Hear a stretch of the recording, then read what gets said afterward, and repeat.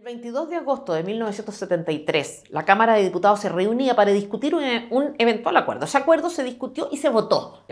El acuerdo, senador, acusaba al gobierno de Salvador Allende de 20 violaciones a la Constitución y las leyes. Y leeré solo algunas, textualmente. Ha burlado la acción de la justicia en los casos de delincuentes que pertenecen a partidos y grupos integrantes o afines del gobierno, ya sea mediante el ejercicio abusivo del indulto o mediante el incumplimiento deliberado de órdenes de detención. Curiosa semejanza, indultos, delincuentes y terroristas. Sigo.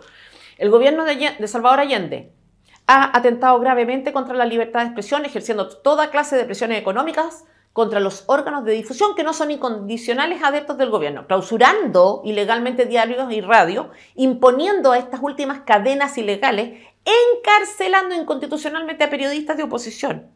Sigo. El gobierno de Salvador Allende, comillas, ha estorbado, impedido y a veces reprimido con violencia el ejercicio del derecho a reunión por parte de los ciudadanos, mientras ha permitido constantemente que grupos a menudo armados se reúnan, se apoderen las calles y camiones para amedrentar a la población.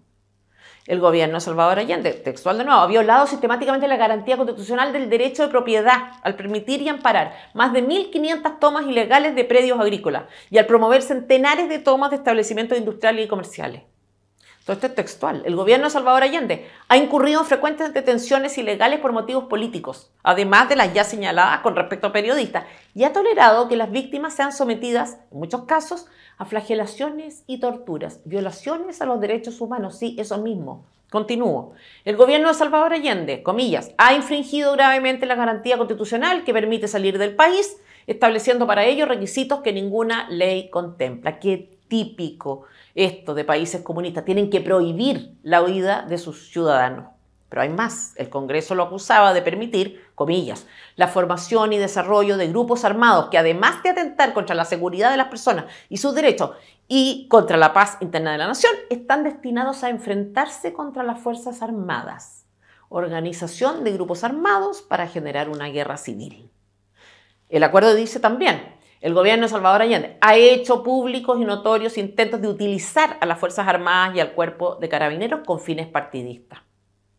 Tenemos todo el derecho a recordar la historia y a ofrecer antecedentes para que nuestros hijos no se queden con una interpretación absurda y maniquea de los hechos que la izquierda radical intenta imponer desde hace 50 años. En fin, el texto del acuerdo termina solicitando al presidente, pero también a las Fuerzas Armadas, a poner término inmediato a esta situación. Repito, el Congreso pedía la intervención inmediata de las Fuerzas Armadas. Así lo entendió el propio Allende. Lo insólito es que este señor, que condena la participación de las Fuerzas Armadas en política, condenaba la intervención de las Fuerzas Armadas en política, era el que tenía ejerciendo funciones políticas a las Fuerzas Armadas. ¿Y recuerda usted, senador, con cuántos votos se aprobó este acuerdo que estoy leyendo, que la izquierda radical no quiere recordar? Con 81 votos a favor y 47 en contra. ¿Y sabe cuántos de los diputados del Congreso eran de derecha entonces? Solo 36, 34 del Partido Nacional y 2 de la Democracia Radical. Y los votos contra Allende fueron 81. Con el antecedente relevante, además, de que todos los diputados demócratas cristianos votaron a favor de ese acuerdo y contra Allende. ¿Y por qué es relevante? Porque se trata del partido que llevó a Allende al poder. Porque Allende no contó con votos suficientes del pueblo para ser electo. Necesitó de los del Congreso Pleno. Y quienes lo hicieron posible fueron precisamente los demócratas cristianos. ¿Es una exageración? ¿No será que Allende era realmente un demócrata y la derecha miente? Yo creo que no es necesario responder esa pregunta, como hicieron los diputados republicanos, y de Chile Vamos me remitiré a los hechos, a cosas que dijeron o hicieron el propio Allende, su partido y sus partidarios. Congreso de Chillán, 1967, 3 años antes de que Allende asumiera el poder. Comilla. La violencia revolucionaria es inevitable y legítima, constituye la única vía que conduce a la toma del poder político y económico. Solo destruyendo el aparato democrático militar del Estado burgués puede consolidarse la revolución socialista. Las formas pacíficas o legales de lucha no conducen por sí mismas al poder. Ahí tienen a su demócrata. Ahí tienen las declaraciones oficiales del partido en que militaba. A este congreso asistieron delegados de los gobiernos comunistas de la Unión Soviética, de Alemania Oriental y otros más. Un detalle más a propósito de la tan criticada intervención de Estados Unidos en todo este proceso.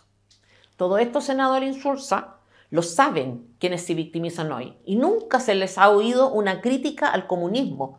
De hecho, circulan por la vida como si el Partido Comunista fuera uno más entre otros. De modo que sí, el 11 de septiembre no celebramos atropellos a los derechos humanos que se produjeron después del golpe, eso los lamentamos. Celebramos ser una república democrática, como le decía recién, y no una dictadura comunista. ¡Viva Chile!